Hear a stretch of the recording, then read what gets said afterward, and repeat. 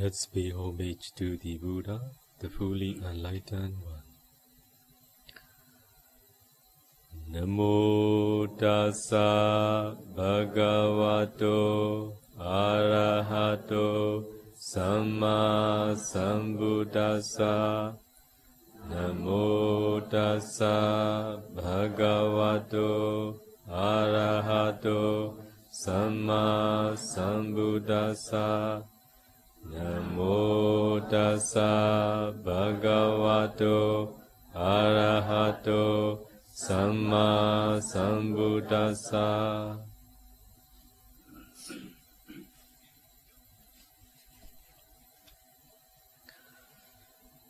So before going to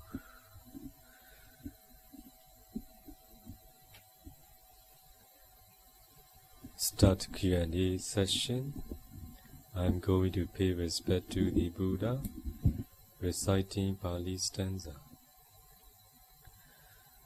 Buddho bodhaya diti dantoyo dhammataya sa. Dhammataya tanto dhammante nova dharanaya sa. Nibbutto nibbanataya tan loka dharananami. Loka dharano loka tumma ikosaya tasu phito mudo. Yo nago Buddha naga miro yati aseinde atota chin myaswa phayadi. Buddho thissa le kuro rai tho twin ti myin tormu bi phit yue. Bodhaya sa chuthai ta tu bobo lu do kutu thin lin ti cha pa se chin chu nga lagaw. Tanto kuro ga bin yin chi tormu bi phit yue. Dhammataya sa chuthai ta tu bobo lu do kutu me yin kileta pu ngin ja pa se chin nga lagaw. Dino va tandaya na wan garajango. Kutan thau chao kuro ran yauk pi phit yue ta lien. Dharanaya sa kuro thatu chuthai tu ro nei bhuta wan ma ve kan do. Kutan thau chao yauk ja pa se chin chu nga lagaw.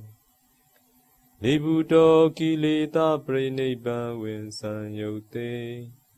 Kuro rai e ngin tormu i phit yue. Nibbanataya sa kuro thatu we ne lu ro pukhatte ngin ja pa se chin chu nga lagaw. Dhammam ne sin li na dhamma sakko. Diti di karuna shi tha metta phit. Hocha tormu khe ba pe i.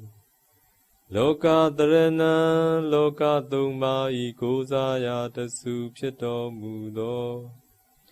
Dhannagan Buddha naga miro yati aseinde atota tu myaswa phyago. Nami namami ko nau nalong thong song pyaung pyo. Mango sho yue kado myan no let song mo yue. Shikho nyo pa i myaswa phya myaswa phya.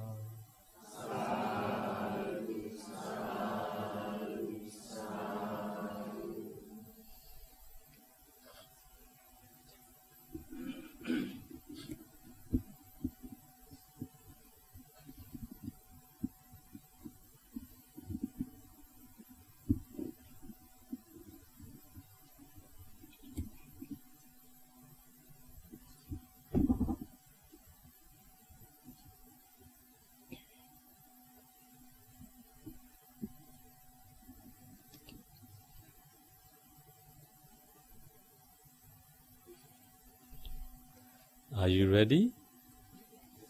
I'm ready.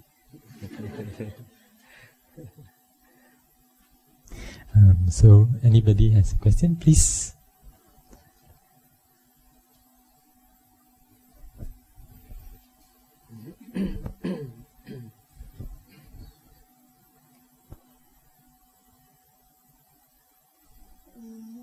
I'm asking this question on behalf of my sister.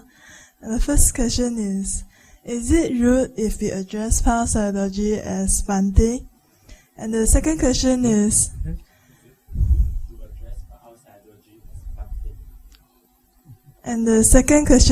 the Buddha's dispensation lasts for like 5,000 years. Does it mean if one practices diligently, one can achieve Arahant stage within this time span? And the third question is, what I want to ask, is breaking promises considered as lying? And what is the bad karma for doing that?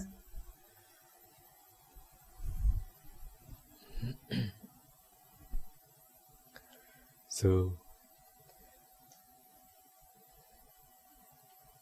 the words that we address our senior bhikkhu as Bhante. So this is the word that appear in the Pali text directly, Avuso and Bhante. Avuso, Ayasamanto, Ayasamanta, Bhante, Avuso. So all these are the usage that appear in the Pali text. So Avuso is a way of addressing to the junior bhikkhu. Bhante is a way of addressing the senior bhikkhu. So for Pa-Auk, as he is very senior, so very old in age and very old in vasa. For that reason, even though Buddhists, people from different country, they don't understand what is the meaning of Sayadaw, they always address Sayadaw. Maybe you should learn it, I think. So, it is not rude. Anyway, for Myanmar Sayadaw, they are familiar with Sayadaw. So, Bhante is what they hear only when they communicate with foreigner bhikkhus. For example, my disciple, so those who are not very junior, not very much different in vasa with me, so they address me Bhante. Some also, with respect, they use Myanmar words, Sayadaw. So it is not rude anyway. So the way that a certain bhikkhu who live in Myanmar, they are very used to with Sayadaw. If it is very senior, if he calls Sayadaw, is also good. From your standpoint, as you are layman, Bhante to Pa-Auk Sayadaw is not very suitable. Okay? This is for the first question. For second question, Buddha dispensation will last for 5,000 years. So Samma Vihariyo, this is the words of the Buddha. Samma, well, Vihariyo. If bhikkhus are going to practice well, there will be no absence of Arahant in this world. So we should not maybe talk much about 5,000 years. So this is what appears in the commentary, but there is some contrary. But we should take the words of the Buddha.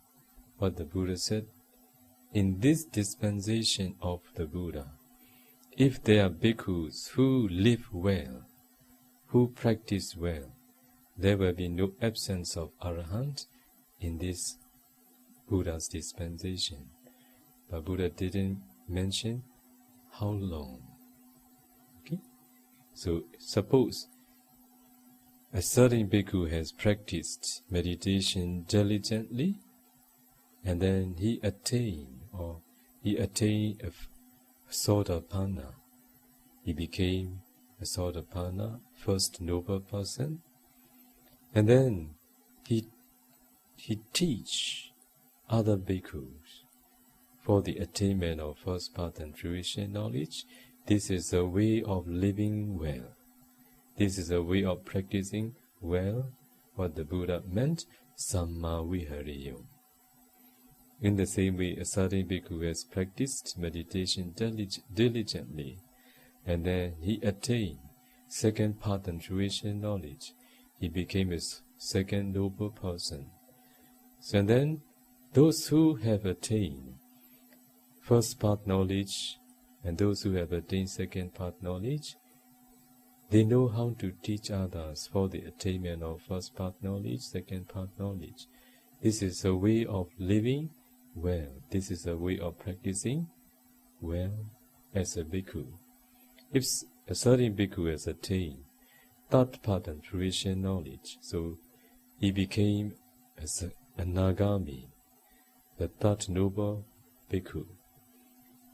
As he has attained the third noblehood, he knows how to teach others, how to attain the third path and fruition knowledge. This is the way bhikkhus live well in this Buddha's dispensation. Another bhikkhu who have attained Arahant path and fruition knowledge. If a certain bhikkhu has attained Arahant path and fruition knowledge, they know how to teach others for the attainment of Arahant path and fruition knowledge. In this way, if bhikkhus are practicing well in this Buddha's dispensation, there will be no lack of Arahant in this Buddha dispensation. But if bhikkhus are not practicing, there is nobody who attains path and fruition knowledge, because they don't follow the words of the Buddha. So what did the Buddha say? What did the Buddha expound? It appears in the Anguttara Nikaya, the first chapter.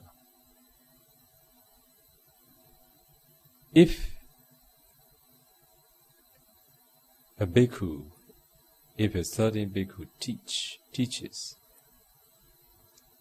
Adhamma as Dhamma, Dhamma as Adhamma, they are those who are harming for the benefit of many. They are those who are doing for the bad of many. They are those who are accumulating many unwholesome karma. They are promoting for the disappearance of the Buddha's teaching. Who? Those who are teaching Dhamma as Adhamma, Adhamma as Dhamma, they are those who are promoting for the disappearance of the teachings of the Buddha. So the Buddha said, bhikkhus develop concentration. The one who is concentrated knows and sees the Dhamma, the truth as they really are. And a certain bhikkhu teaches, no need to develop concentration. Without having developed concentration, it is possible to know and see the Dhamma as they really are. So nobody gets the opportunity to practice for the development of concentration. What I want to share with all of you, according to my experiences, along the way I'm doing propagation work. So I've been to many different countries. So I met with those who have very good parami. Before they meeting with me, they don't know that they have very good parami. Why? Because they never get the opportunity to practice the way the Buddha taught. Mostly nowadays, many people are practicing meditation in this world, according to the traditions of the teacher, mostly not according to the Buddha. Because of this reason, so they are destroyed. So the attainment of absorption concentration has been destroyed. Why? They have never had how to develop concentration. They are taught how to practice vipassana. But vipassana meditation that has been taught nowadays, many are not according to the Buddha. Mostly they are according to the traditions of the well-known teachers. Because of this reason, those who didn't get the opportunity to develop concentration according to the Buddha's teaching, they don't know, they didn't get the opportunity to know that they have accumulated very good karma in the past. Only when I taught them anapanasati, so some within a few days, they could develop very good concentration. So they felt very happy. So there is one lady who is a doctor in Myanmar. She practiced other meditation methods. But at the end of the retreat, she was very happy to go back home because she felt very pain. But I taught him just maybe 5 months ago in Myanmar. So within 10 days, she could attain first jhana. And she came to know that she had very good parami. But before she never seen such light. Because nobody taught her to focus on one point. Just she was taught to pay attention to every present object. So the mind is wandering. Like? The mind is like wandering. It is very suited to our nature, right? So our habit of mind is taking many different objects. If a certain teacher taught like this, so very happy, but no way to develop concentration. Why? To develop concentration is to develop one-pointed mind on one object. That's why if someone teach Dhamma as Dhamma, so they are promoting for the disappearance of the Buddha's teaching. How to make the teachings of the Buddha disappear? Concentration will disappear. If there is no concentration, so the attainment of path and fruition has been destroyed. There will be no noble person in this world. The attainment of path and fruition has been destroyed. Knowing and seeing the Dhamma as they really are has been destroyed. That's why, if bhikkhus are not practicing well, so there will be no noble person in this dispensation. You get it? Okay, so we don't need to talk about 5,000 years. Okay? So another question is promising. Promising. If you break your promise, is it telling lies? So what do you think? So don't easily promise anybody. Okay? So if someone tell us, please tell me not to go there. Yeah, I don't go there. And then you go there. Because you want to make easy. But never. Don't be the one who say something easily. So if you can't do, please don't promise. So if we say easily, the other party will be very happy on the spot. But if you don't really do,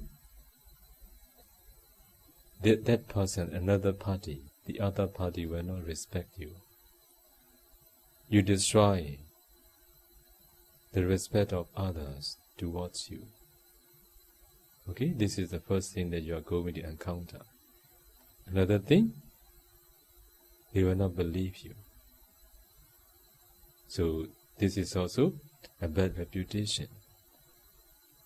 That's why, better, I will try my best, but I will not promise. If you are not sure that you can do or not, I will try my best, but I can't promise you. Okay, so if someone asks you something to do, not a way of promising, but a way you can avoid something undesirable, you should adjust your way of speaking. Only then it will be fine. You get it? So if you promise really, and then if you don't do according to your promise, so this is, for example, you promise you will not tell lies, and then you tell lies. So you promise, so I will not kill, you kill. So the time you make a promise, you're very serious, suppose. With determination, you give a promise. Yes, I will do. You have no cheating. Okay? In your mind. You have no desire, no intention to cheat. But with good intention, you think that you can do. That's why you promise. After that, you cannot do. According to time and condition, you can't do. So at that time, you should explain why you can't do at that time. But anyway, giving promise is what we need to be, what we need to consider. If it is not necessary, don't promise. Okay?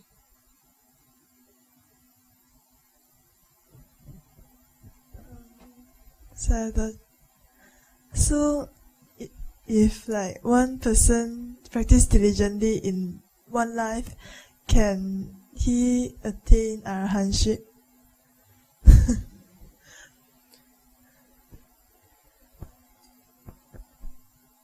If you have accumulated enough bharami to attain arahantship in this very life, if you diligently practice for the whole life, when past karma and present karma are met at that time, it is possible. But if you are the one who had accumulated in the past, accumulated good bharami for the attainment of first path and fruition knowledge, if you try in this very life, you are going to attain first path and fruition knowledge when the past accumulated karma and present karma are met. In the same way, some they have accumulated bharami for the attainment of second path knowledge. They have enough bharami to attain this. If past and present karma are met, it is possible too. Anyway, thinking about the attainment of arahantship is so far, very far for you, so very far for all of you. Now first of all, please try to reach nearest goal. So it is to develop concentration, because the Buddha guarantee the one who is concentrated will see the Dhamma, the truth, as they really are. If it is so, in opposite, the one who is not concentrated will not know, will not see the Dhamma, the truth, as they really are. So if you want to realize Nibbana, first of all, you need concentration. Only then you will know the first noble truth. You will know the second noble truth. And first noble truth and second noble truths are the objects of vipassana. Only at that time you can practically engage practicing vipassana, contemplating impermanent suffering non-self, seeing the arising and perishing of conditioned Dhamma. Only when you can contemplate impermanent suffering non-self, seeing the arising and perishing of conditioned Dhamma such as Rupa, Nama, Rupa, Nama together, and each Khanda, Khanda and Khanda, 5 Khanda together, past, present, future, near, far, both internally, externally, or about mentality, both wholesome and unwholesome. All these are your object of practicing meditation, vipassana meditation. If you engage practicing diligently, at a certain time, insight knowledge will mature. So when the insight knowledge mature, you will be instructed by your teachers not to pay attention on the arising, but to emphasize seeing the perishing only. By doing so, you will attain the knowledge equanimity towards formation, which is Sankharupeka Jnana. It is very close to path knowledge. At the time, if you engage practicing vipassana, contemplating impermanent suffering, non-self, seeing the perishing of conditioned Dhamma in every 4 postures, you can't know in any posture you can attain path knowledge. So if you attain the first path and fruition knowledge, you became a sort of panna. You prevent yourself from falling into 4 states. If you try to reach there, I think I'm very happy, you will be very happy. So now, please don't think much about Arahant attainment. Okay? Very far for you, I think now. Okay? Okay.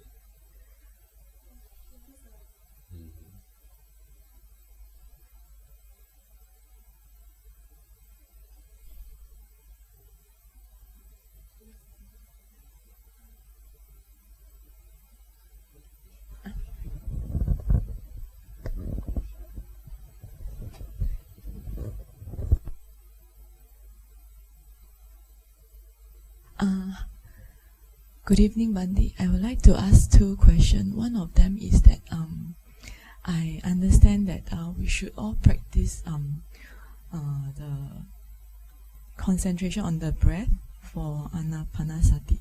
But I heard that because the Buddha taught a lot of meditation method, there is also like those looking at the organs, those kind of things. So my question is that when will I know if I fail certain method and then I should move on to try another one?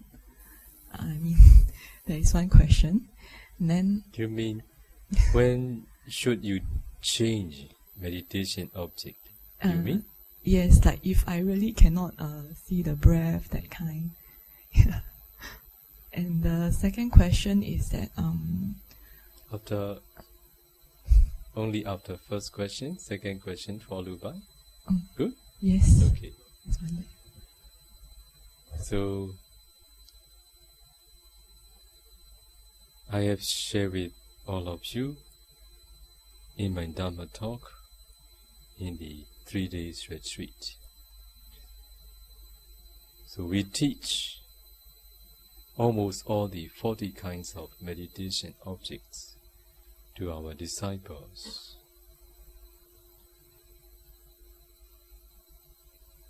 Because of this reason, if necessary, for those who can't practice anapana meditation successfully, even those he or she spend enough time practicing anapana meditation, if we see that meditators encounter difficulty with anapana meditation, so we consider what to teach.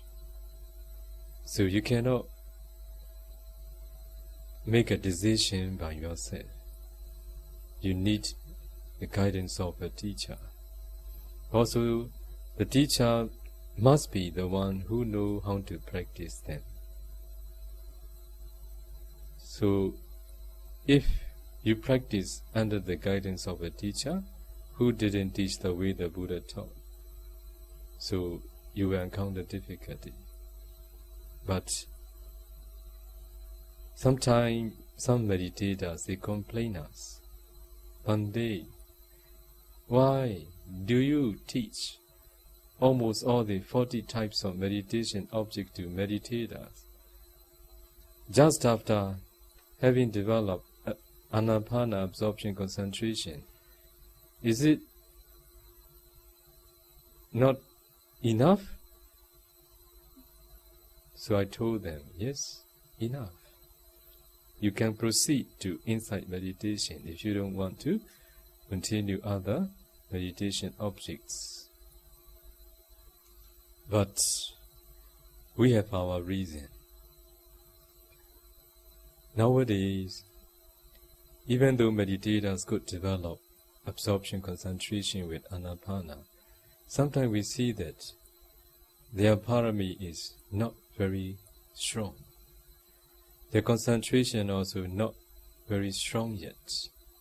Even though they could attain absorption concentration, we see that we need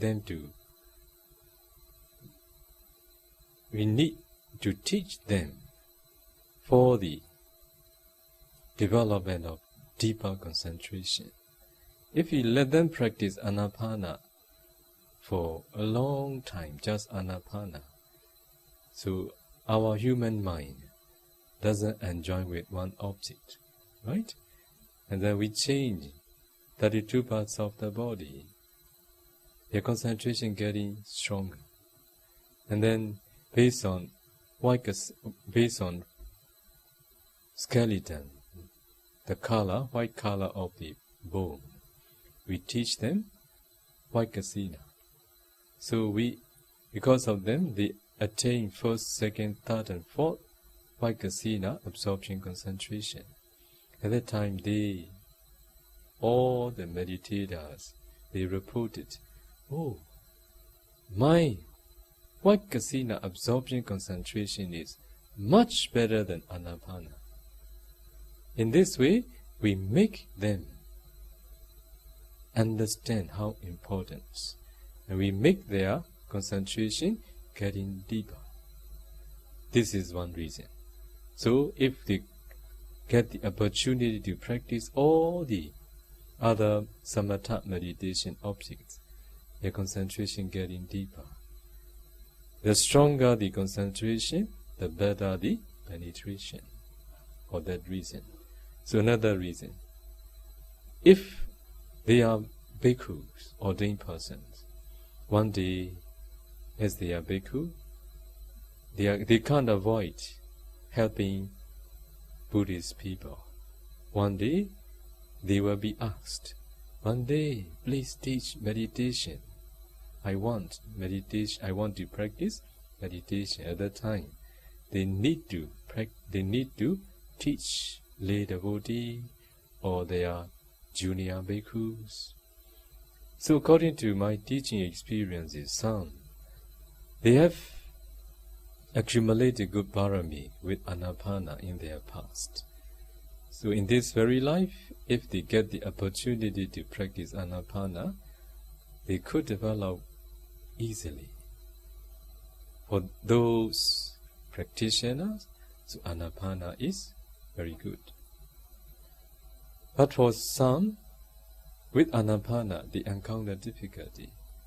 Even to focus on the breath for 5 minutes, 10 minutes, is uneasy.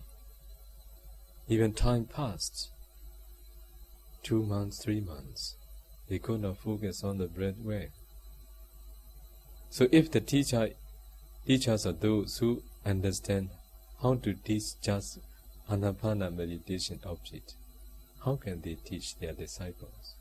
How can they help their disciples?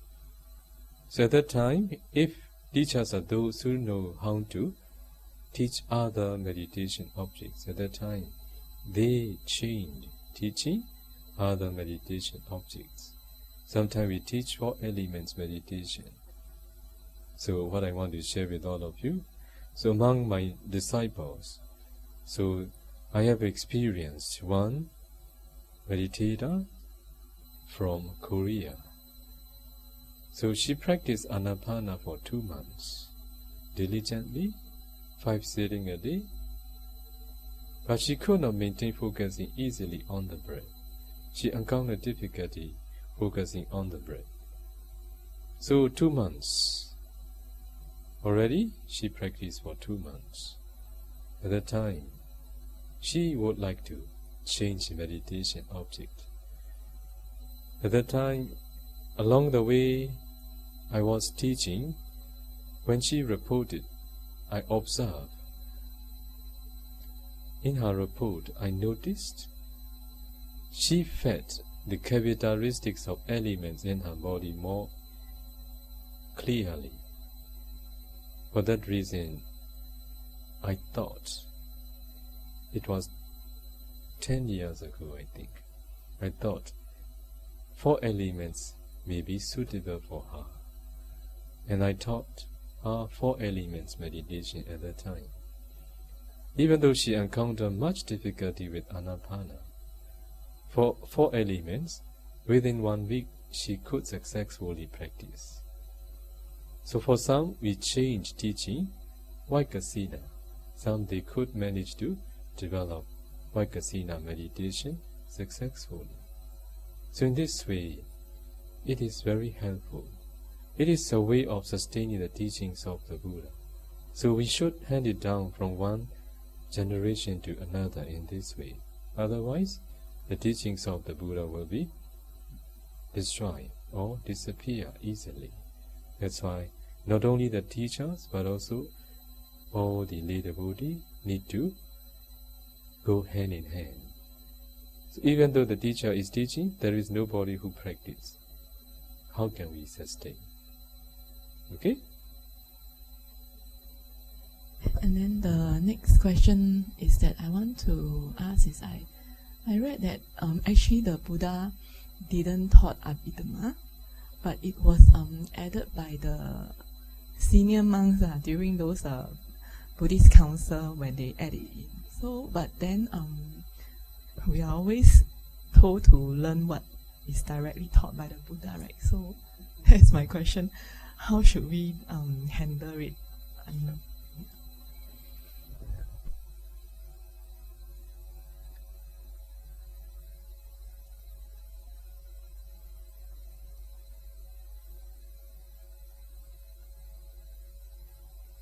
Who told you that Abhidhamma is not taught by the Buddha? I read in some books. I mean, those writers, they read a lot of sutta and then they say that monks or during the Buddhist council and added into the Tipika, is it, or something like that? Yeah.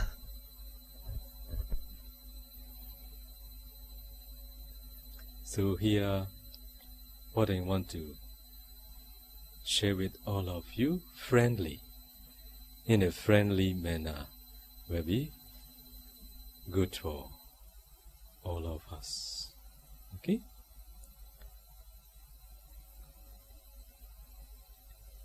So, nowadays, in the Buddhist country, like Myanmar, Thailand. So in Thailand, a certain group didn't accept Abhidhamma. They also don't accept commentary too. They emphasize learning or studying just Pali Canon. They don't accept commentary and Abhidhamma. Who are they? They are those who don't learn. Mostly, forest tradition, they don't accept Abhidhamma and commentary. Do they learn Pali Canon? Not all. So, they have another group, they accept Abhidhamma and commentary. They are those who learn Pali, commentary and Abhidhamma. So, what I want to share with all of you, to be able to translate, interpret Pali Canon properly, we need the help of commentary. So, in times of the Buddha, when the Buddha expounded the Dhamma, the Buddha, is the one who has omniscient knowledge, who knows individual accumulated bharami, the one who knows what meditator has practiced in their past, to which extent. Buddha is the one who knows how to teach the direct object for individual. That's why for the Buddha, he can open the heart of everybody, or he can support directly to the bharami of individual. That's why in times of the Buddha, those who met with the Buddha are those who had accumulated bharami along the way. The Bodhisattva was fulfilling bharami. At the time, with the Buddha, enough. But sometime, Buddha expounded the Dhamma. Listeners, they didn't understand well. At that time they approached those very senior Mahathera, those who know well the wish of the Buddha. At that time they explained more detail what the Buddha taught. So it is commentary. So since Buddha's time, there exists this way of explanation. So in times of the Buddha, so they handed down from one generation to another verbally. Here you may feel doubt about if they have handed down the teachings of the Buddha verbally, how can they maintain? So from your ordinary point of view, you will think in this way. In times of the Buddha, many noble bhikkhus, almost all the arahants, when they attain arahantpada fruition knowledge, they attain patisambhida jnana. Patisambhida jnana, how to translate? Analytical knowledge. So with the attainment of analytical knowledge, patisambhida jnana, they are those who know the Tipitaka without committing into memory. With this attainment, they know the teachings of the Buddha. They don't need to commit into memory like all of us. Okay? That's why they can hand it down from one generation to another, Pali Canon, and also miscellaneous teaching, taught by the Buddha sometimes by the great disciple, chief disciples. So these are handed down in a form of commentary. Okay? So we are fortunate because of commentary. We know how to teach all of you. So suppose Buddha used the same word. At this, Buddha used a certain Pali word in a certain discourse. And then Buddha used this same word in another sutta. But the meanings are not the same. So, in the first sutta, the meaning is one. But in the another sutta, the meaning is another. So it is explained by the commentator. Commentators are those who knows the wish of the Buddha very well. So if we don't learn commentary, we cannot interpret the words of the Buddha properly. We cannot interpret the way we want. The words of the Buddha, the teachings of the Buddha, is intended to, the Buddha taught the Dhamma with the intention to realize the Dhamma. All his Dhamma is for the realization of the Dhamma. As you know, when we read a poem, the same poem, when we read, different people read, what happened? We interpret the way we understand, right? Why? There is no definite meaning in it. But the teachings of the Buddha cannot be translated as we like. Now what happened? Those who don't accept commentary, they interpret the teaching, the Pali Canon, the way they like. Unknowingly, it becomes their own commentary. Who should be relied? Who can be relied on? Who is reliable? Those who know the teachings of the Buddha, those who are arahant in times of the Buddha, or nowadays, ordinary foolish disciple. Sorry for my word. Who should we rely on? For me, I will rely on the commentators of those days. They know very well. Why do I say? I will share with all of you. There is Anupada Sutta, directly taught by the Buddha. It is a sutta in which the Buddha praised the quality of the Venerable Sariputta. So, the quality of the capability and the quality of the Mahamoggallana, Venerable Mahamoggallana, was well known because he has very good supernatural power. So he was foremost among those who have attained supernatural power.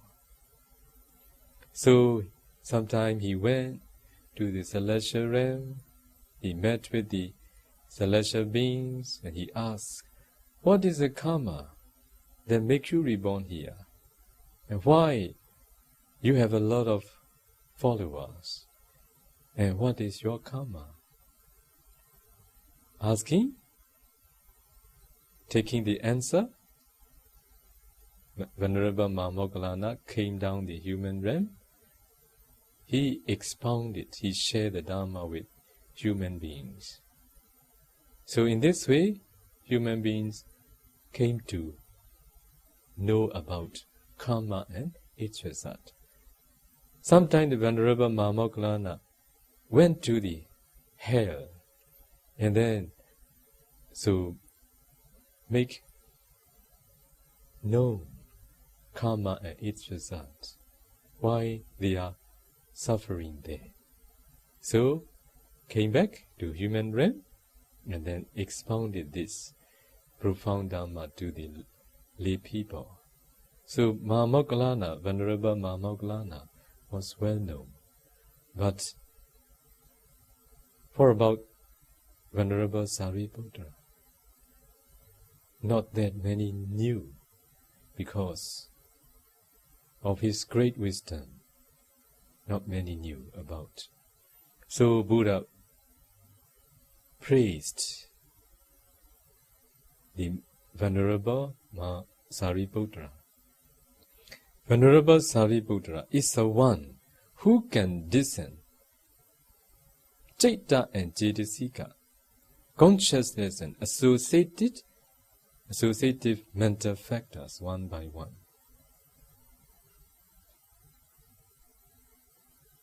So commentary explain, not because Venerable Sariputta had very sharp wisdom, he could discern consciousness and associated mental factors one by one. Just because he could discern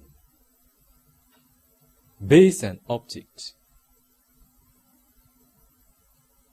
that's why he could discern mentality one by one. Why could he discern? Because he could discern base and object. If I say base and object, do you understand? You don't understand, right? Or you are there. Okay. Base me. Now, you see me, you all see me because of eye sensitivity. So, eye sensitivity is the sensitivity to which visible object can impinge on which the visible object can impinge. So, because of ear sensitivity, we hear the sound. Sound can impinge on the ear sensitivity. Visible object can impinge on eye sensitivity. Eye sensitivity is base. Visible object is the object. Okay? Sound is the object. Ear sensitivity is the base. If you can discern these two together, you can discern the mentality. It is not explained in that sutta, Anuvada Sutta. It is explained in the commentary. We teach in this way to meditators. Meditators realize the Dhamma as they really are. They can discern Citta and Cetasika, consciousness and associative mental factors one by one. Why can we teach? Because of commentary. Commentators are those who know how to practice. Their explanations are really very great. Now we can teach not because of the Buddha, but because of the commentators. Because in the Pali Canon, Buddha didn't explain detail. Because in times of the Buddha, those who practice under the guidance of the Buddha are those who have full faith Bharami along with the Bodhisattva. They have practiced under the guidance of Bodhisattva in many existences. Buddha didn't need to explain very much, very detailed. Okay? The answer is not yet complete. Okay? So another thing is Abhidhamma. Those who don't accept Abhidhamma are very unfortunate. They are unfortunate being among the Buddhists. Very, very bad. For us, because of Abhidhamma, we partially understand that Buddha is omniscient. Okay? No one can teach this Abhidhamma. Very deep and profound. So it didn't explain about a person. It explained about universal truth, which is true all the time. It is not related to just humans. It is related to living things and non-living things. It talks about ultimate truth. It is explained only in the Abhidhamma. Another thing. So, after Buddha enlightened as a Buddha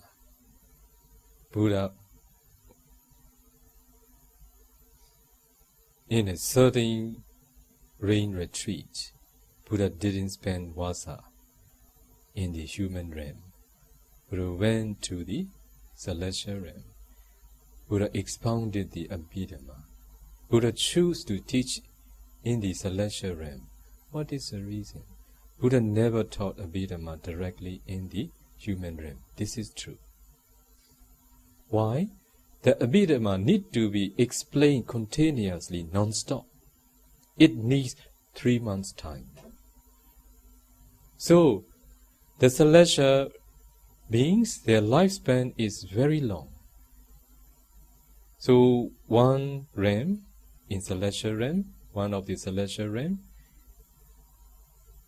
50 years in celestial realm is, 1 day in celestial realm is equal to 50 years in human realm.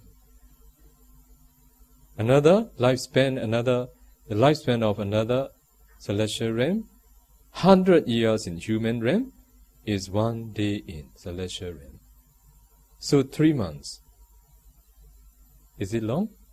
For them, can sit.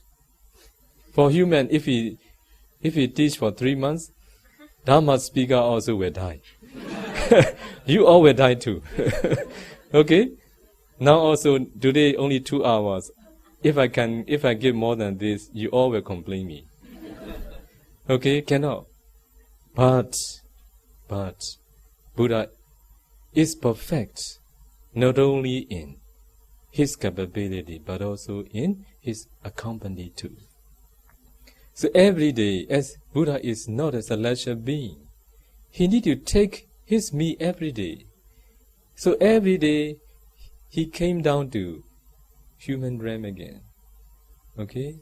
So Venerable Sariputra every day went to meet and went to take care. And so from the worldly point of view, he became an attendant of the Buddha at that time. Every day, Buddha came down, creating the Buddha. Buddha create another Buddha in celestial realm, continuously giving Dhamma talk. Okay?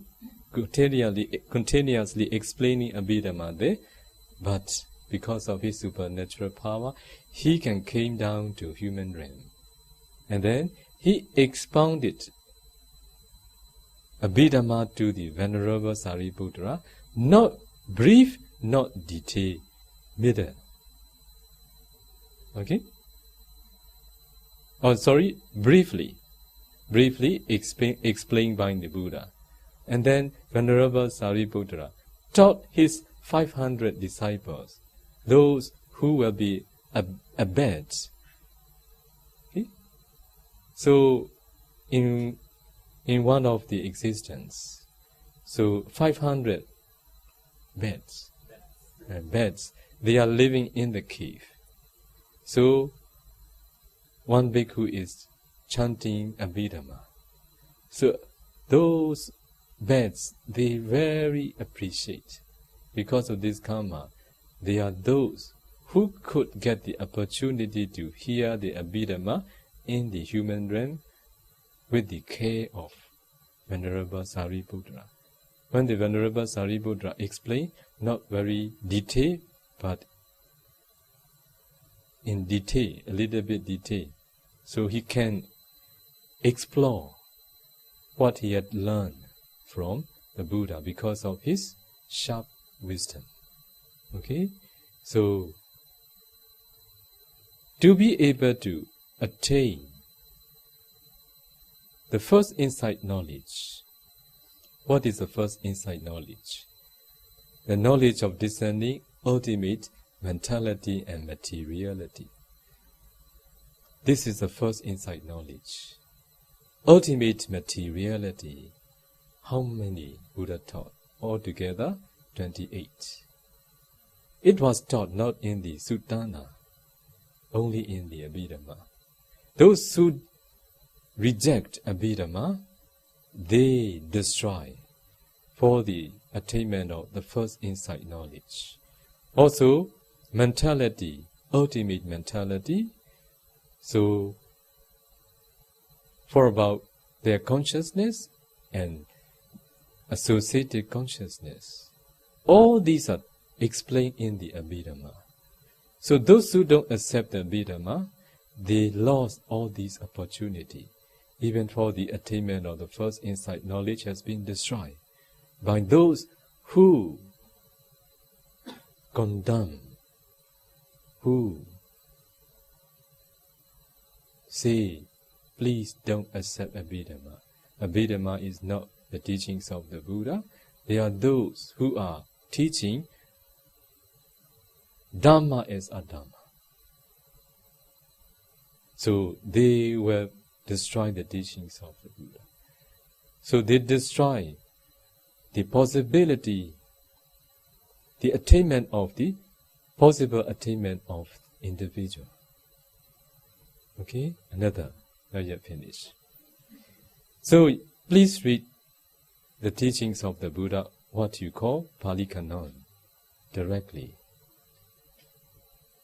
English translation or whatever, you can read. Or if you like Chinese, also you can read in Chinese. After that, please study Abhidhamma thoroughly. After that, please go and read the same sutta again. Your understanding will be improved at that time. Why? Abhidhamma guides you how to understand properly. Okay?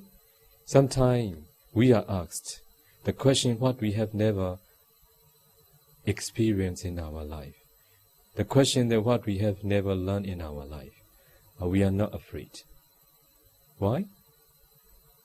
If I give an answer within the boundary of Abhidhamma, there is nothing which is wrong. Abhidhamma tells universal truth. Because of Abhidhamma, we came to know that Buddha is omniscient. Okay, Westerners, they don't accept Abhidhamma. Many Westerners, they don't accept commentary. So, I will not force you to accept. But, if you don't accept, you will be very unfortunate being. Okay? Okay, good.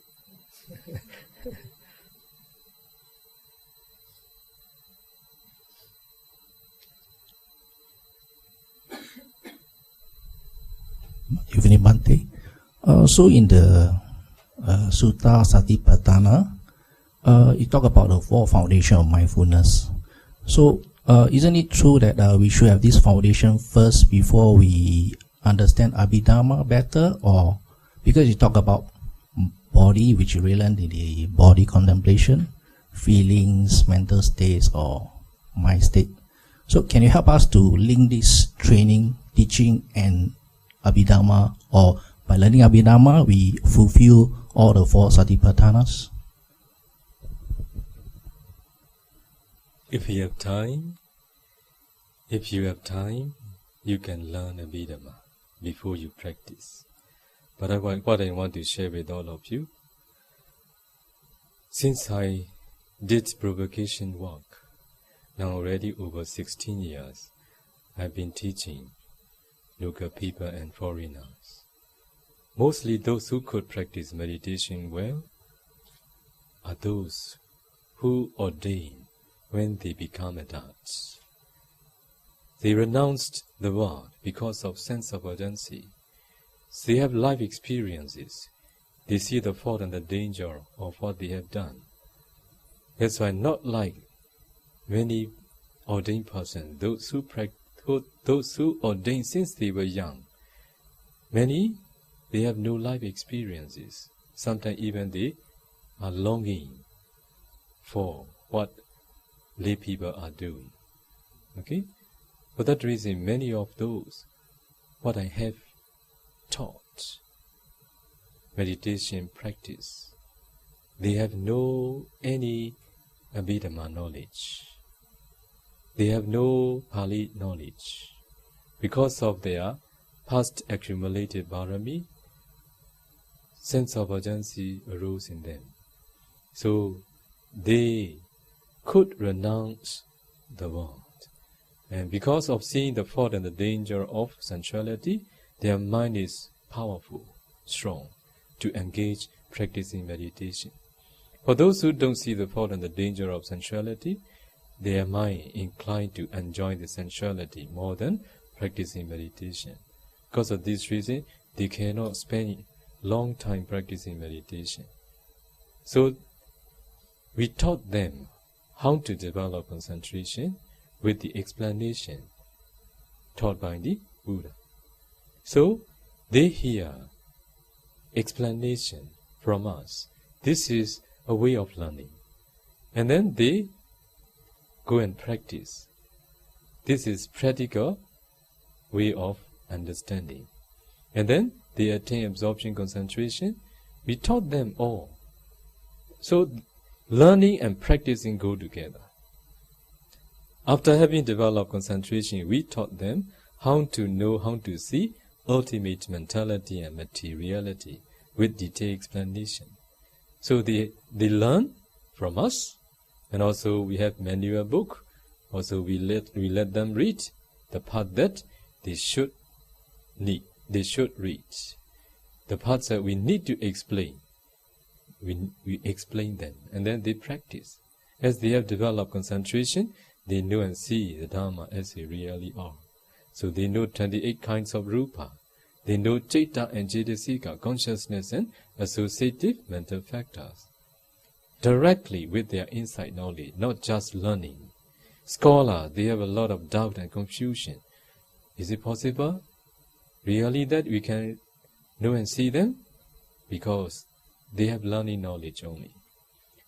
After that, so we taught them how to practice dependent origination. So we need to explain them. This is learning knowledge. And then they practice practically. This is direct knowledge. And then they practice vipassana.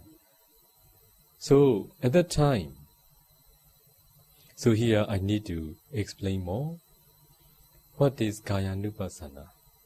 What is Cittanupassana? What is Vedananupassana? What is Dhammanupassana? So we Buddhists talk very much about four satipatthana. And also almost all the teachers, they teach also four satipatthana. But you need to know how to practice four satipatthana properly. Those who know rupa and nama, they can practice four satipatthana properly. So you see, as I explained in my Dhamma talk the day before yesterday, the time I explained how to practice materiality meditation. If you practice four elements meditation the way taught by the Buddha, finally you will break your body down into very tiny small particles. So in each particle there are earth, water, fire, wind, color, smell, taste, nutritive essence, life faculty, and sensitivity. 8, 9 or 10 kinds of ultimate materiality need to be discerned thoroughly. So when you know, when you see ultimate materiality door by door, and if you do detail method, you need to do more detail, part by part, 32 parts of the body. At that time, you see your whole body just as a small tiny particles. As you have analyzed, ultimate materiality exists in those small particles. You can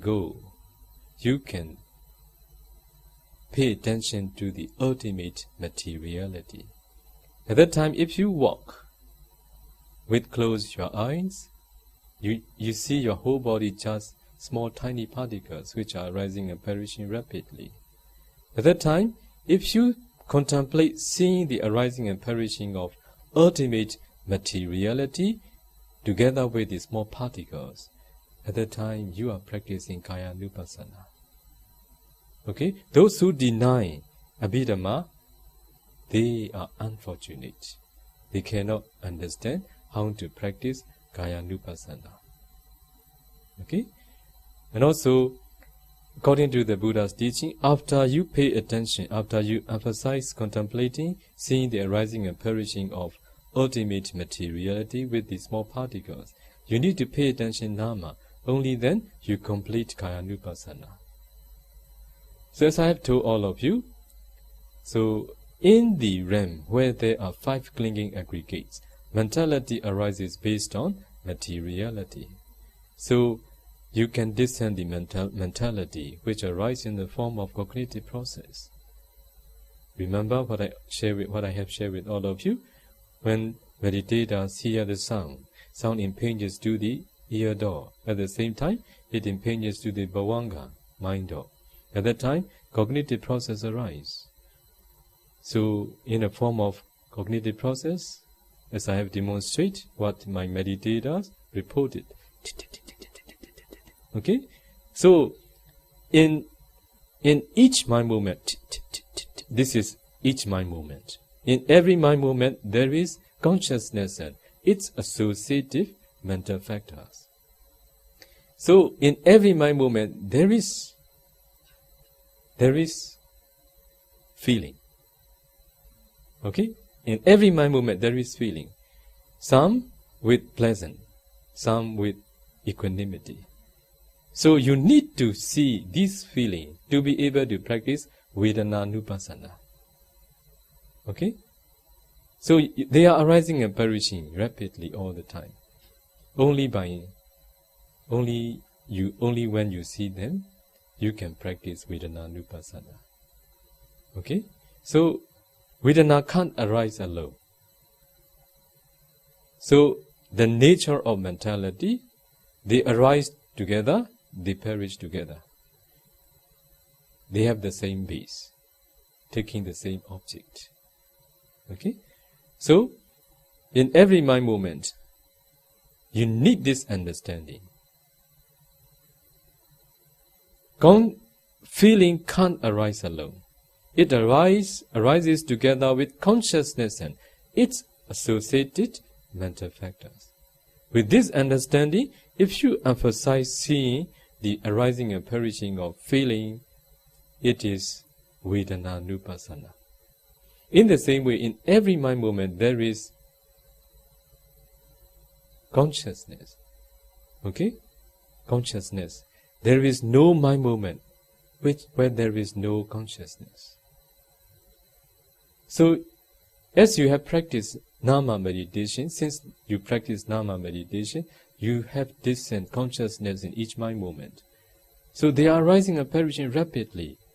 But with this understanding, you need to emphasize seeing the arising and perishing of consciousness. What is your understanding? Consciousness can't arise alone. It arises together with the other associated mental factors. With this understanding, if you emphasize seeing the arising and perishing of consciousness, you practice Citta-nupassana. Okay? So phassa, contact. So there is, now you all see me. So my visible object impinges on your eye sensitivity. At the same time to the mind door. That's why there is a contact. Even though my body doesn't enter, there is a contact. So that contact, if you emphasize on that contact, phassa, it is Dhamma-nupassana. Phassa can't arise alone. It arises together with citta and other associated mental factors. In this way, you need to pay attention. But Dhamma-nupassana is very wide. So, 5 khanda, okay, 5 aggregates, also objects of Dhamma-nupassana. So, in every mind movement, there is an object, and there is its base. Base and object is materiality aggregate, rupa khanda. You get it? And also, feeling is feeling aggregate. Perception is perception aggregate. Consciousness is consciousness aggregate. Volitional formation is sankhara khanda. So altogether 5 khanda. If you pay attention, 5 khanda as an object of 5 khanda in every mind movement, they are also arising and perishing. It is Vedana-nupassana. 5 khanda is just nama rupa, right? If you know nama rupa, you can practice 5 khanda. And also 12 ayadana. 12 ayadana, how they translate? 12 bases. 12 bases. For example, in the idol, eye chakupasada. Chakupasada, understand? Eye sensitivity. It is chakka yadana, eye base. Eye sensitivity and eye base, they are the same. Just the terms different. Okay? The meaning the same. Also, rupa yadana. Rupara, visible object. This is rupa yadana. So, if you know 28 kinds of rupa, you can practice ayadana too, 12 base too. They are just in the 28 kinds of rupa. Okay? And also you can practice 18 dhatu, 18 elements. So, what are they? In the idol, eye sensitivity is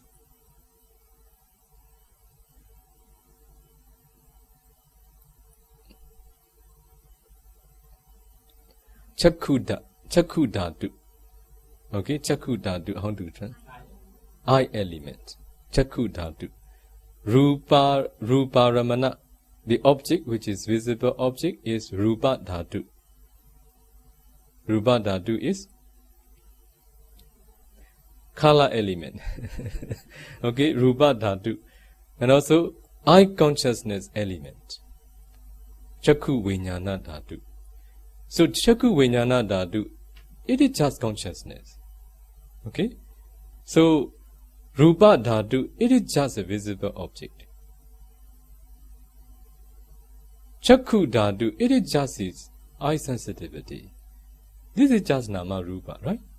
That's why if you know rupa nama, you can practice all. Also Buddha taught factors. Okay? Sanyojana. Sorry? Buddha taught Four Noble Truths. Four Noble Truths also objects of Dhammanupassana. And also 5 hindrances, also objects of Dhammanupassana. 5 hindrances, what are they? They are just mentality. Unwholesome mentality. That's why if you know Rupa Nama, if you attain the first insight knowledge, the knowledge of discerning, ultimate mentality and materiality, you are ready to practice 4 Anupassana. But if you don't know, how can we practice? Without having developed concentration, impossible. Understand? Good.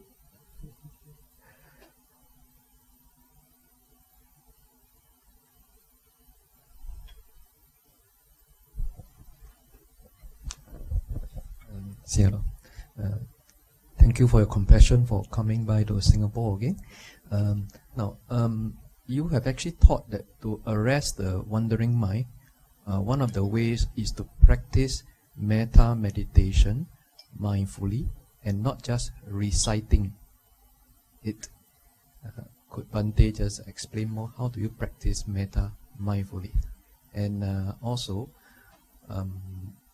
is there a few standard lines that you have to recite, or you can recite any lines that you want when you practice mindfully?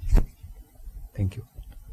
So, when the meditators practice Anapana meditation with the intention to develop concentration,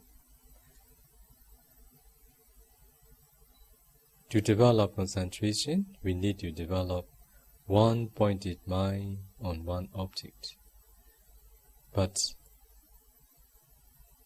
the nature of our mind is not enjoying one object. It is not our habit of mind. Our mind habits is taking many different objects one after another. This is very strong habit, samsara habit. Now you are going to develop concentration. It means you are going to develop one-pointed mind on one object. You are going to practice against your samsara habits. That's why your mind initially doesn't know how to be with one object. Your mind doesn't want to be with one object. Your mind takes one after another. Your mind takes many different objects one after another. Also, your mind is active because all the human in the world, they are pursuing after sensuality. That's why their mind is active all the time. Morning till night. Even the dream. Okay, dream is active too. Okay? So, because of this reason, when they practice, they encounter difficulty. Because active mind make effort become strong. If your mind is active, your effort will become strong. If you put much effort, you will not progress.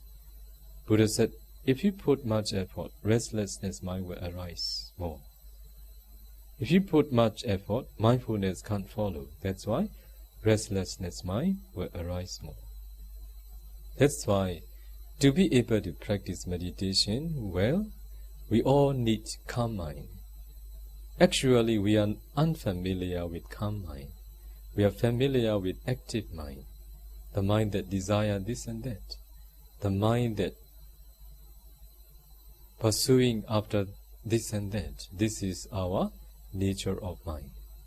So when we practice, we need to prepare our mind. We need to make a good preparation for our meditation practice. It is to make the mind calm. So to make the mind calm, we suggested meditators to radiate loving kindness, metta. Also sometimes we suggested meditators to do recollection of the qualities of the Buddha sometime. So some metta is good. Many metta is good, but sometimes they like Buddha Nusati. Anyway, whichever one we are going to practice, we need to train our mind. So when suppose we are going to make the mind calm, radiating metta, so we need to radiate metta mindfully, not in a way of reciting. So Singaporean understand or not, I don't know. I want to give an example. In Myanmar, so housewife, they used to do chanting in their home. Some housewife, this is their daily practice. Maybe once a day or twice a day. So they enter the shrine room, they pay respect to the Buddha, and they do chanting.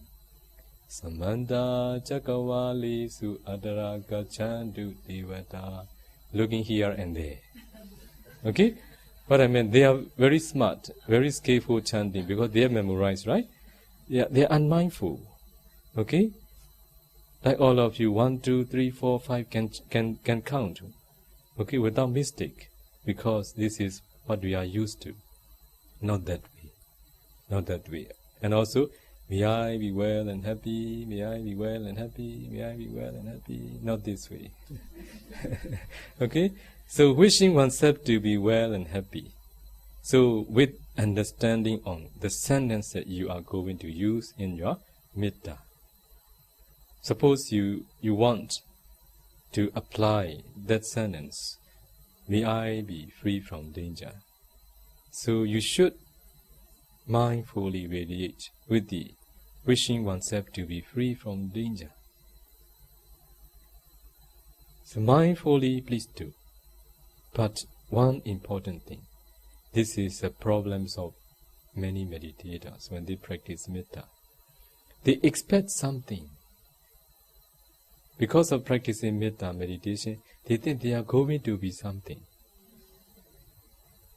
If they expect something, they cannot practice metta meditation.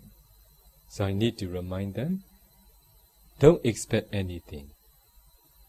Don't think that you are going to be something because of radiating metta. Don't think that you're going to feel something. All these are unnecessary things. Just with pure and clear mind. Mindfully radiate metta without any expectation. Whether you are going to be well and happy is not your metta. Your metta is to radiate mindfully. May I be well and happy. Concentrate on what you are doing for 5 minutes. And then you are going to radiate metta to someone you respect. You are going to radiate metta towards him or her. May he or may she be well and happy. May he or may she be well and happy. Whether she is or whether he is going to be well and happy is not your matter. You don't need to expect anything.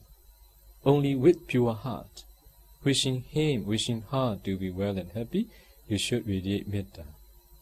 If you do mindfully like this, within a short time, your mind becomes calm.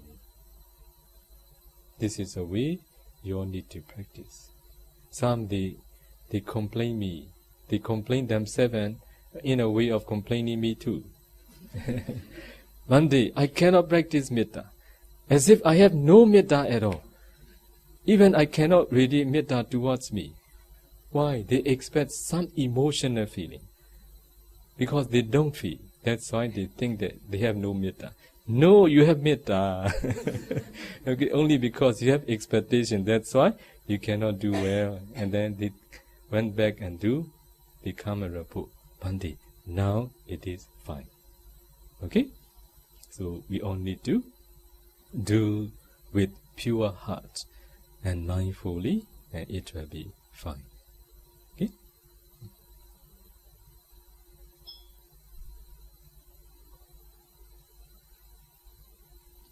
I have 2 questions. First question is, when a person attain Sotapan, if he don't continue practice, that means he lost his concentration until the end of life, he passed away. Then there's another second scenario. If the person, after he attained Sotapanna, then in the later part of his lifetime, he have this brain disease, then he lost his memory. Then he passed away. Oh. Then the next one, the next one, he is a Sotapan.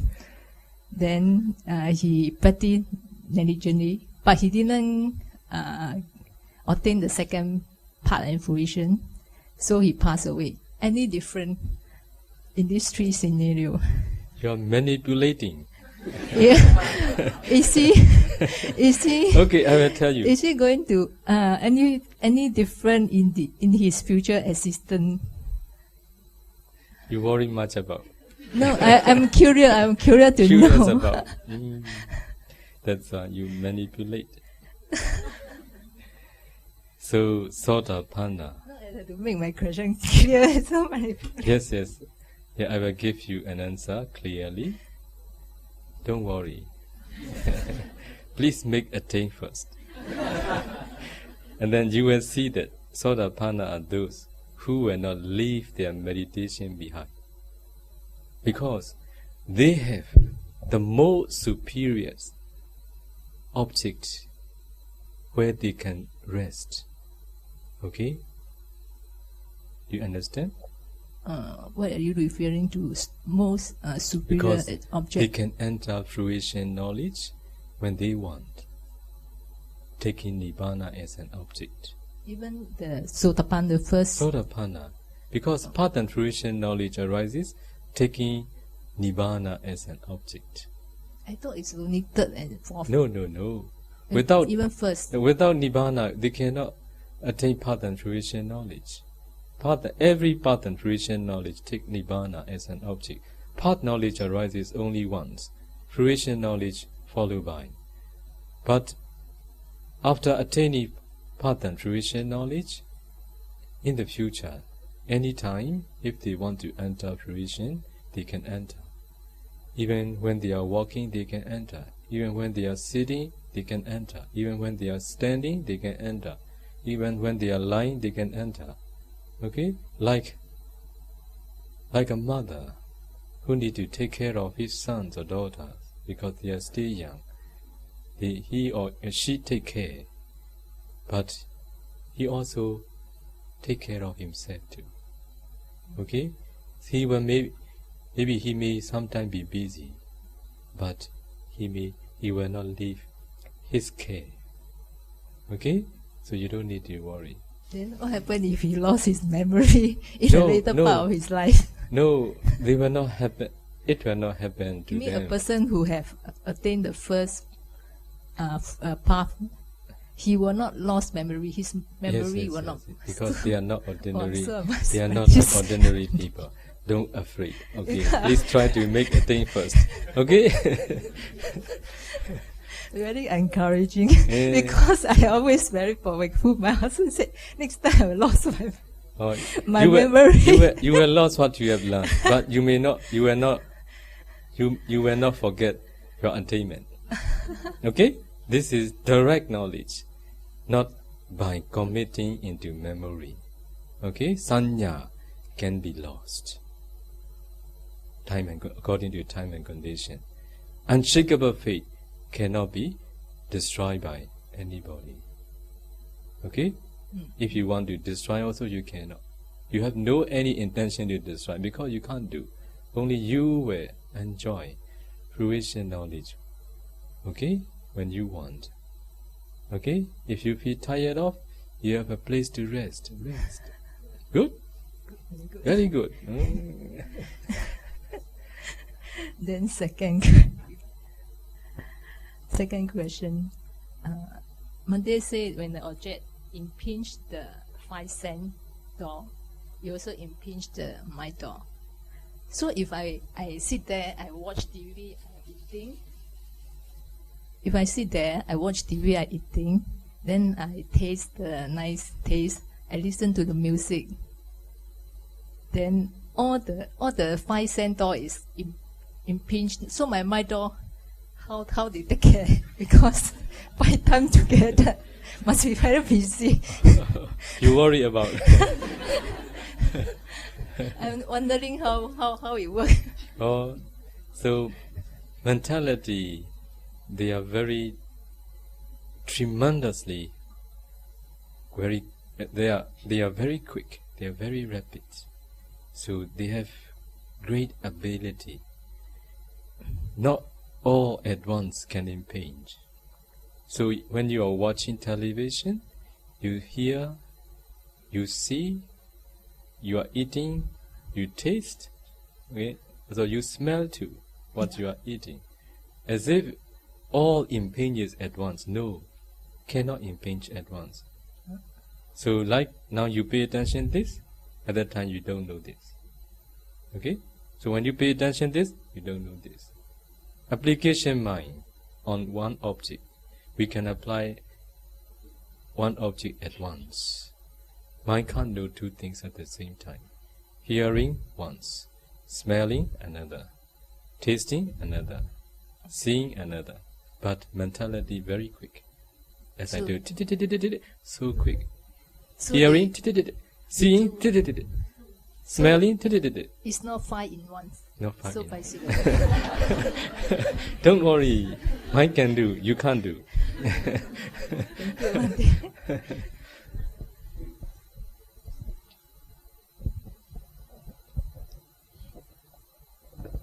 Bhante, there's a written question. After a yogi had attained the path and fruition knowledges, that is, after one becomes a Sotapanna or higher, does he or she still need to practice under the guidance of a teacher, or can he or she continue practicing herself for higher attainment? If he or she is very determined, can practice. Okay? Anyway, those who know how to practice samatha vipassana, even though they haven't attained, they can practice by themselves without the teacher at that time, because the teacher has already guided how to practice. But according to our experiences, under the guidance of a teacher and without the teacher, their determination changed. So, as you all know, there are many demands. Sometimes some of my disciples, after they practice samatha vipassana, at that time, there are a lot of demands among Buddhists. One day they want to propagate Dhamma too. One day they want to teach others too. So what do they want to do? They want to do learning. Okay? They want to do learning. They want to gain learning knowledge. So they are thinking where to learn, from whom to learn. So it disturbs their meditation. They know how to practice samatha vipassana, but they haven't attained path and fruition knowledge. At that time, I didn't allow them. I told them, what is your purpose of practicing meditation? To be famous? To be well known? Or to make oneself free from suffering in the four states? Now you haven't prevented yourself from falling into four states. Why do you want to do for the good of others? Now please do first. After that you can do a lot. Okay? After attaining, as I told all of you, samma vihariyo, they can teach others to attain path and fruition knowledge. If they haven't attained, sometimes even they don't know themselves how to continue practicing for their attainment. That's why they cannot firmly instruct meditators. They stay feed out about their practice. If anyone who hasn't attained path and fruition knowledge, they haven't removed all their doubts. They still have doubt about the Buddha, the Dhamma, the Sangha, past life, present life, future life, karma and its result, 3 trainings, because they haven't attained unshakable faith. That's why I encourage them. I don't force them. I can encourage them. Because of this reason, they continue practice, they benefit a lot. After that, if they don't want to continue practicing under my guidance, I don't mind. They can do by themselves. If they want to continue practicing under my guidance, I will help them. If they practice under the guidance of the teacher, they will engage practicing meditation. If they don't practice under the guidance of their former teacher, and they will fulfill the demands of many. This is the main reason. Not that they can practice well. Okay?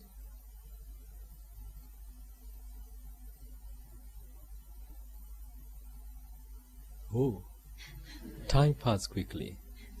Okay. Brothers and sisters, one last question.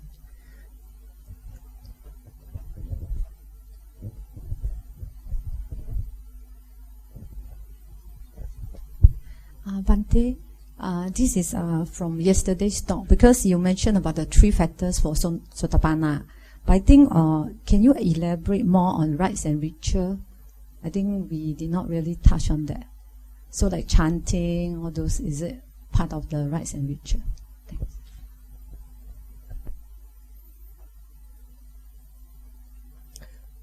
Chanting is good, but by chanting, you can make free from suffering. With this point of view, if you are doing, this is rite and ritual. This is attachment to wrong practices. And also praying. Buddhism is not praying system, believing system, worshipping system. If a certain Buddhist ordained monk teaches you just by praying, just by worshipping, just by believing, you can expect for the realization of the Dhamma. So it will not be right practices. Okay? So if you do praying, worshipping, believing, Yeah, this is wholesome. This is wholesome. With this, you are going to be reborn in a good realm. But only the attitude is important. Your attitude changes. Oh, just by doing so, I can make free from suffering. This is wrong practices. Asking forgiveness for just by asking someone to forgive you because of the wrong actions you have done. Please forgive me. And someone is going to forgive you because of asking this. This is wrong practices. Okay? These all are attachment to wrong practices. Also in times of the Buddha, there are those who dog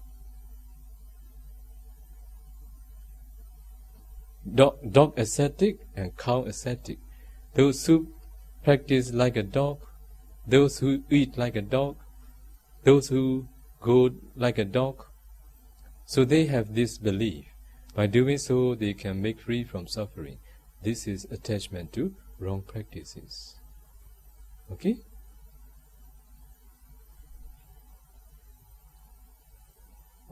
Thank you very much, Bhante. Since this is Bhante's last sharing before Bhante goes back to Myanmar tomorrow, and also this is the end of the year. Today's New Year's Eve and the New Year's coming.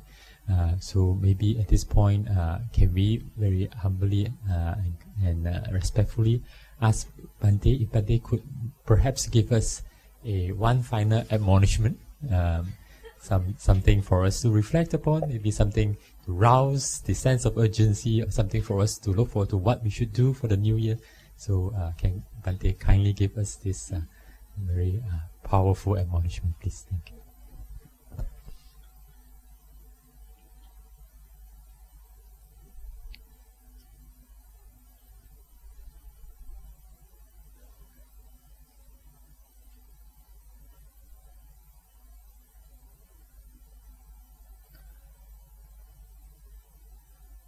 There are many things to do in life as a lay person.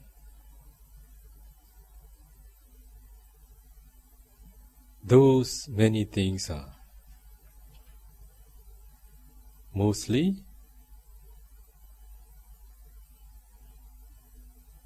not for the benefit of all of you. Mostly they are for the bed of all of you. The reason is because you are led by your defilements in the pursuit of sensuality. That's why the root cause is not wholesome. That's why, even though there are many things for all of you to do, they are not for the benefit of you. But you all leave aside what is the most important for all of you. It is practicing meditation. Don't do like this. Only when the teacher came, you practice. When the teacher go back, you left everything behind. Okay? Engage practicing regularly in your wherever you are. So every day meditate. Every day. Make a schedule. So make one activity in your many activity. It is practicing meditation. You can spend a lot of time for other activities which is harmful for all of you. Why couldn't you, or why can't you put a certain activity which is really good for all of you? So put a certain activity, one activity which is practicing meditation. And also, if it is possible, on the holiday, like weekend, so at least one day, if you are calm and practice here, request Sibande, request Seado, you would like to practice one day retreat. Okay, in this way you all should accumulate Bharami. At home you cannot do. Even weekend, Even though you are determined, you will not do. So gather here and then meditate. And then the teacher will not run away. Okay? This is also a way of sustaining the teachings of the Buddha. If the teacher see that, Singaporeans are very lazy, they are very active in their worldly pursuit, but they are very lazy in meditation practice, the teacher will not be happy staying here. He will go somewhere. Okay? That's why this is also what you all need to request. Okay?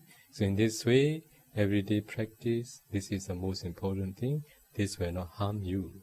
This will provide you for the realization of the Dhamma in this very life.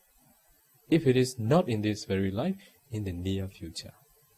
But what you are doing the whole life since you were young, they are not providing for the realization of the Dhamma.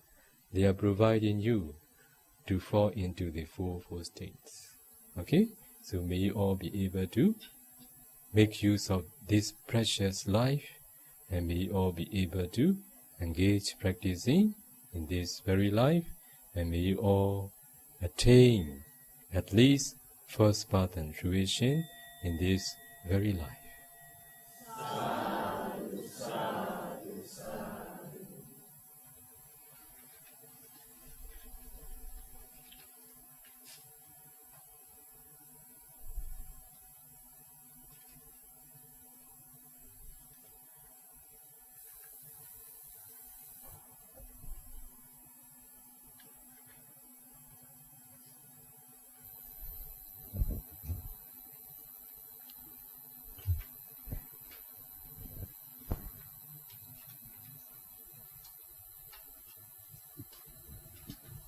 So we will share Mary's done. Idammi punyam asavakaya vaham hotu. Idammi punyam nibbanasa pacayo hotu. Mama punya bhagan sabba satanam bhajemi te sabbe me samam punya bhagan labantu sadhu sadhu.